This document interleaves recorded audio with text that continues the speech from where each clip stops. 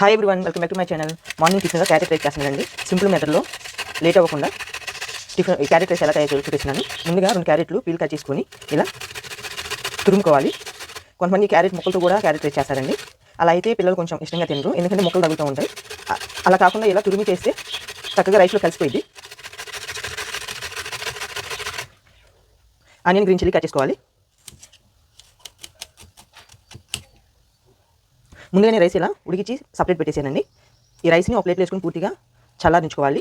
మనము వేడివేడి రైస్ వేసుకుంటే క్యారెట్ రైస్ అనేది పొడి పొడిగా రాదండి. అందుకని రైస్ ఇలా ఉడికించుకున్న తర్వాత ఒక ప్లేట్లో ఇలా పూర్తిగా చల్లారించుకోవాలి. క్యారెట్ రైస్ని తయారు చేసుకోవడానికి ఒక ప్యాన్ తీసుకొని 1 table spoon oil, 1 table spoon నెయ్యి వేస్తున్నానండి. నెయ్యి పూర్తిగా ఆప్షనల్ అండి, కావాలంటే వేసుకోవచ్చు, లేదంటే స్కిప్ చేయొచ్చు. ముందుగా జీడిపప్పులు వేయించుకుందాం. ముందుగా జీడిపప్పులు 10 పలుకులు వేసుకొని వేయించుకోవాలి.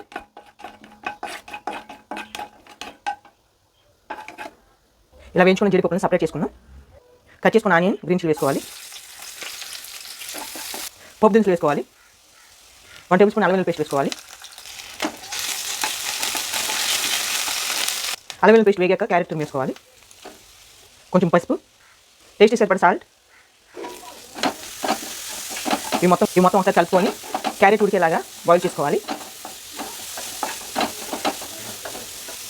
1 tablespoon red chilli powder, 1 tablespoon ధనియా పౌడర్, కరివేపాకు. ముందుగా ప్రిపేర్ చేసుకున్న రైస్ని వేసుకోవాలి. మొత్తము కలపాలి. రైస్ని మనం క్యారెట్ కర్రీని పూర్తిగా కలిపేసుకోవాలి. క్యారెట్ రైస్ అయిపోయిందండి. ఫైనల్గా 1 టేబుల్ స్పూన్ నెయ్యి వేసుకొని ఫ్లేవర్ కోసమేనండి నెయ్యి. స్టవ్ వేసుకుందాం. ఇలా సర్వింగ్ బౌల్లో వేసుకొని జీడిపప్పులు వేసుకొని లెమన్ కావాలంటే వేసుకోనండి, లేదంటే అవసరం లేదు, ఎలా అయినా తినేయచ్చు చక్కగా. ఇలా లంచ్లో కూడా ప్రిపేర్ చేయొచ్చు పిల్లలకి. నేను ఇక్కడ మామూలు రైస్తో చేసానండి, బాస్మతి రైస్ కానీ మనము బయట కొనుక్కునే రైస్ కాకుండా ఒడ్డు బియ్యంతో చేసానండి. చూడండి అలా చక్కగా వచ్చింది, పొడి పొడిగా. చూడండి, టేస్ట్ మాత్రం సూపర్ ఉందండి. సింపుల్గా ఇలా క్యారెట్ రైస్ చేసి ఇవ్వండి, పిల్లలు చక్కగా తింటారు. ఈ వీడియో నచ్చితే లైక్ చేయండి, షేర్ చేయండి, సబ్స్క్రైబ్ చేయండి. Thank you for watching.